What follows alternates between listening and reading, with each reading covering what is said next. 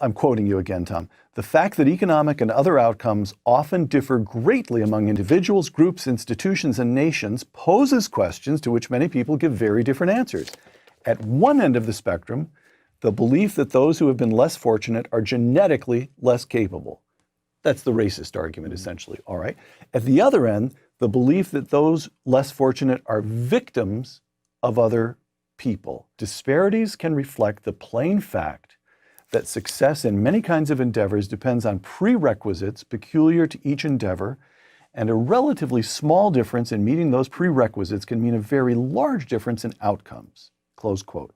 Now, you illustrate that point by describing a sociological or psychological experiment that Professor Terman here at Stanford conducted at the beginning of the 20th century or so. Well, it wasn't so much an experiment, it was an empirical study.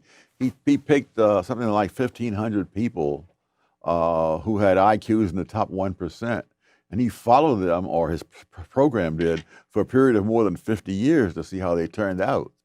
And so, and what I point out in the book is that the disparity is within that narrow range. The top third, for example, had more than 10 times as many postgraduate degrees as the bottom third among people who were all in the top 1%. So there were obviously many other things that had to come together. Right. The other thing was that two people who failed to make the 140 IQ cutoff ended up getting Nobel Prizes in physics, as nobody among these 1,500 ever did. So obviously there have to be a lot of things come together. And you write, again, I'm quoting you here, Tom, the biggest differentiating factor in that study was family background. Yes. And explain that. Well, the ones who were in that top third, they came from families that were more educated. The ones who were in that bottom third, something like almost 30% or so, had a parent who had dropped out of school before the 8th grade. So it doesn't matter how much brain power you may have. If you're not raised in a home where people are thinking, where they're doing intellectual things, you're not in the same position as someone with the same IQ who's in a family that has that kind of background. So the point is, you've got these 1,500 brilliant kids. You follow them for 50 years, and if nobody knew anything else about them, they'd say, gee, some of these people are relatively poor, and some of these people are relatively unfortunate by comparison with the others.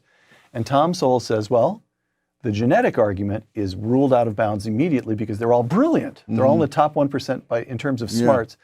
But so is the argument that anybody victimized them. The principal factor that accounted for success as opposed to failure or ending up was family background. And that's really not victimization. That's a question of almost cosmic luck.